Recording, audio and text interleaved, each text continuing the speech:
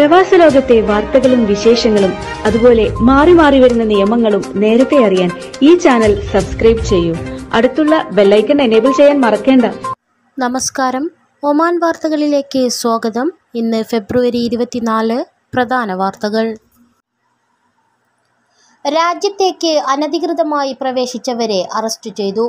നുഴഞ്ഞു കയറുന്നവർക്ക് തൊഴിൽ, താമസ സൗകര്യങ്ങൾ നൽകുന്നതും കുറ്റകരമാണെന്ന് അധികൃതർ ഉണർത്തി. ഇവരെക്കുറിച്ച് വിവരം ലഭിക്കുന്നവർ കൈമാറണം. മസ്കത്തിൽ നിന്നും ഷാർജയിലേക്ക് മുവാസലാത്ത് ബസ് സർവീസ് ഈ മാസം 27 മുതൽ ആരംഭിക്കുമെന്ന് അധികൃതർ അറിയിച്ചു. ഷിനാസ് വഴിയാണ് ബസ് കടന്നുപോവുക. 10 റിയാലാണ് ടിക്കറ്റ് നിരക്ക്. 7 കിലോ ഹാൻഡ് ബാഗും 23 കിലോ ലഗേജും അനുവദിക്കും. എല്ലാ ദിവസവും സർവീസുകൾ ഉണ്ടാകുമെന്നും ദേശീയ ഗതാഗത കമ്പനി അറിയിച്ചു. അസൈബ ബസ് സ്റ്റേഷനിൽ നിന്ന് ഷാർജയിലെ അൽ ജുബൈൽ സ്റ്റേഷനിലേക്കും തിരിച്ചും പ്രതിദിനം 2 സർവീസുകൾ വീതം നടത്തും. പുലർച്ചെ 6:30 അസൈബയിൽ നിന്ന് പുറപ്പെടുന്ന ബസ് ഉച്ചതിരിഞ്ഞ് 3:40 വൈകുന്നേരം 4:30 പുറപ്പെടുന്ന ബസ് അർദ്ധരാത്രി 1:10 അൽ ജുബൈൽ സ്റ്റേഷനിൽ എത്തും. അൽ ജുബൈലിൽ നിന്ന് പുലർച്ചെ 6:30 പുറപ്പെടുന്ന ബസ് ഉച്ചയ്ക്ക് 2:30 വൈകുന്നേരം 4 പുറപ്പെടുന്ന ബസ് രാത്രി 11:50 അസൈബ സ്റ്റേഷനിലെത്തും. മസ്കത്തിനും ഷാർജയ്ക്കുമിടയിൽ ബസ് സർവീസ് ആരംഭിക്കുന്നതിന് ഒമാൻ നാഷണൽ ട്രാൻസ്പോർട്ട് കമ്പനിയായ മുവാസലാത്തും ഷാർജ റോഡ്സ് ആൻഡ് ട്രാൻസ്പോർട്ട് അതോറിറ്റിയും തമ്മിൽ നേരത്തെ ധാരണയിലെത്തിയിരുന്നു.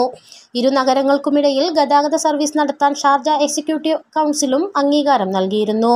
സർവീസ് ആരംഭിക്കുന്നതോടെ ഒമാനും UAE-ക്കുമിടയിലുള്ള റോഡ് യാത്ര കൂടുതൽ സുഖകരമാകും. ചരിത്രശേഖര മേഖലയിൽ ആഴത്തിലുള്ള സഹകരണം സാധ്യമാക്കാൻ സുൽത്താനേറ്റും ഇന്ത്യയും.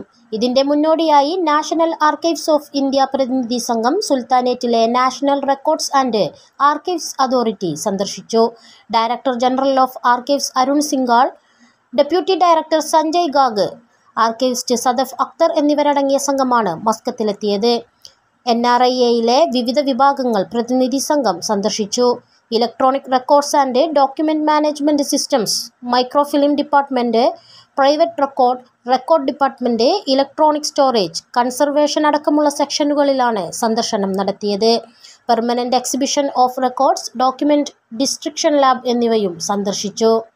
തുടർന്ന് NRA chairman doctor Hamad Muhammad al ദവ്യാനിയും അരുൺ സിംഗാളും ചർച്ച നടത്തി. ഇരു രാജ്യങ്ങളും തമ്മിൽ പൗരാണിക കാലത്തേക്കുള്ള ആഴമേറിയ ബന്ധം ചർച്ചയായി. വടക്കൻ ബാത്തിന ഗവർണറേറ്റിൽ പരിസ്ഥിതി വിഭാഗം 5000 കണ്ടൽ തൈകൾ വെച്ചുപിടിപ്പിക്കുന്നു. ഗോർ ഷിനാസിലാണ് തൈകൾ നടുന്നത്. വിദ്യാർത്ഥികളും ക്യാമ്പയിനിന്റെ ഭാഗമായി. കുട്ടികളിൽ പരിസ്ഥിതി സംരക്ഷണത്തിന്റെ അവബോധം സൃഷ്ടിക്കുകയാണ് ഇതുവഴി ലക്ഷ്യം വെക്കുന്നത്. സുൽത്താനേറ്റിന്റെ വിവിധ ഗവർണറേറ്റുകളിൽ 10 മില്യൺ കാട്ടുമരങ്ങൾ നട്ടുപിടിപ്പിക്കുന്ന ദേശീയ സംരംഭത്തിന്റെ ഭാഗമാണ് പദ്ധതി. 2020 ജനുവരിയിൽ പെട്രോളിയം ഡെവലപ്മെന്റ് ഒമാനുമായി സഹകരിച്ച് 10 വർഷത്തിനുള്ളിൽ 10 ദശലക്ഷം തദ്ദേശീയ ഇനങ്ങളുടെ മരങ്ങൾ നട്ടുപിടിപ്പിക്കാനുള്ള സംരംഭം പരിസ്ഥിതി വിഭാഗം ആരംഭിച്ചിരുന്നു. Gauff, സൂമർ, Sid, shoe, ടിക്താൽ, മിദാൻ, San, Allen എന്നീ മരങ്ങളാണ് ഇതിൽ ഉൾപ്പെടുന്നത്. സമൂഹത്തിലെ അംഗങ്ങൾക്കിടയിൽ പാരിസ്ഥിതിക അവബോധം പ്രചരിപ്പിക്കുന്നതിനൊപ്പം സസ്യങ്ങളുടെ വ്യാപനം വർദ്ധിപ്പിക്കുക, ആവാസ വ്യവസ്ഥയെയും പാരിസ്ഥിതിക സംവിധാനങ്ങളെയും സംരക്ഷിക്കുക തുടങ്ങിയവയാണ് ക്യാമ്പയിനിലൂടെ ലക്ഷ്യമിടുന്നത്. പരിസ്ഥിതി അതോറിറ്റി 2020 വിവിധ തീരപ്രദേശങ്ങളിൽ 6500 കണ്ടൽ തൈകളാണ് നട്ടുപിടിപ്പിച്ചത്. മസ്കത്ത് അന്താരാഷ്ട്ര പുസ്തകമേളയിൽ സുൽത്താൻ ഹൈതം സിറ്റിയുടെ രൂപരേഖയുടെ പ്രദർശനവും. മസ്കത്തിൽ നിർമ്മാണം ആരംഭിച്ച ഭാവി നഗരത്തെക്കുറിച്ച് പുസ്തകമേള സന്ദർശകർക്ക് കൂടുതൽ അറിയാൻ അവസരമൊരുക്കുകയാണ് അധികൃതർ. ഇവിടെ എത്തുന്നവർക്ക് പദ്ധതിയെക്കുറിച്ച് വിശദീകരിച്ച് നൽകുന്നതിനും സൗകര്യമൊരുക്കിയിട്ടുണ്ട്. ഒരേ സമയം കൂടുതൽ പേർക്ക് രൂപരേഖ വീക്ഷിക്കാനാകും വിധമാണ് സംവിധാനിച്ചിരിക്കുന്നത്.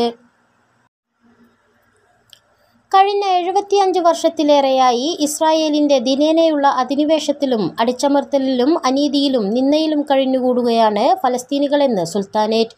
സ്വന്തമായി സ്വതന്ത്ര രാജ്യമെന്ന ഫലസ്തീനികളുടെ അഭിലാഷം യാഥാർത്ഥ്യമാക്കാൻ സഹായിക്കുന്നതിന് അന്താരാഷ്ട്ര സമൂഹവും അന്താരാഷ്ട്ര സംഘടനകളും അമ്പെ പരാജയപ്പെട്ടുവെന്നും നെതർലാൻഡിലെ Oman ambassador sheikh doctor Abdullah Salim al Harsi തുറന്നടിച്ചു.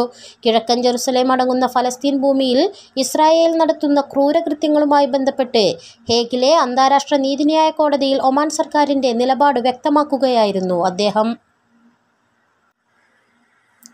ഇന്ത്യയും ഗൾഫ് രാഷ്ട്രങ്ങളും തമ്മിൽ നൂറ്റാണ്ടുകളുടെ സാംസ്കാരിക കൈമാറ്റങ്ങളുടെ ചരിത്രം നിലനിൽക്കുന്നതായി പ്രമുഖ ചരിത്രകാരൻ പ്രൊഫസർ ജെയിംസ് ഓൺലൈ പറഞ്ഞു. മസ്കത്ത് ഇന്ത്യൻ എംബസിയിൽ സംഘടിപ്പിച്ച മാൻവി ടു മസ്കത്ത് ലെക്ചർ സീരീസിന്റെ 4ാമത് സെഷനിൽ സംസാരിക്കുകയായിരുന്നു അദ്ദേഹം.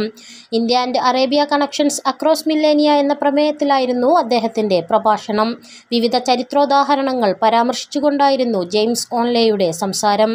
ഇന്ത്യയും ഒമാൻ ഉൾപ്പെടെയുള്ള ഗൾഫ് നാടുകളും തമ്മിലുള്ള ചരിത്രബന്ധം രൂപപ്പെടുത്തുന്നതിലും ശക്തിപ്പെടുത്തുന്നതിലുമുള്ള പങ്കിനെക്കുറിച്ചുള്ള അവതരണങ്ങളാണ് നടന്നുവരുന്നത്.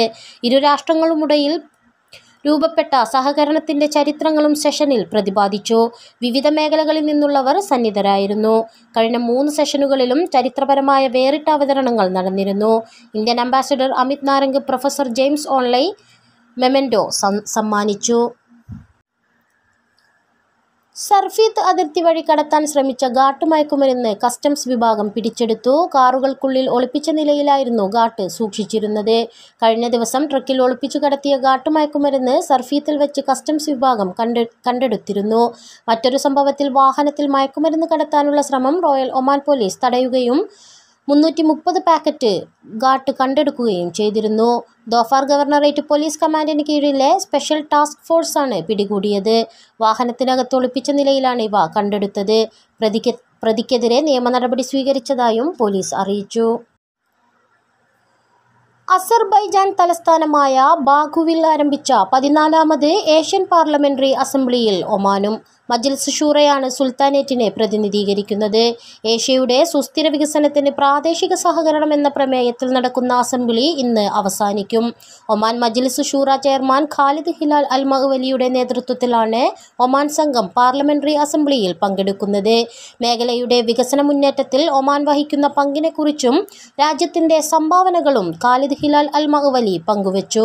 ഏഷ്യൻ രാജ്യങ്ങളുടെ പാർലമെന്ററി കാര്യപ്രതിനിധികളാണ് അസംബ്ലിയിൽ പങ്കെടുക്കുന്നത്.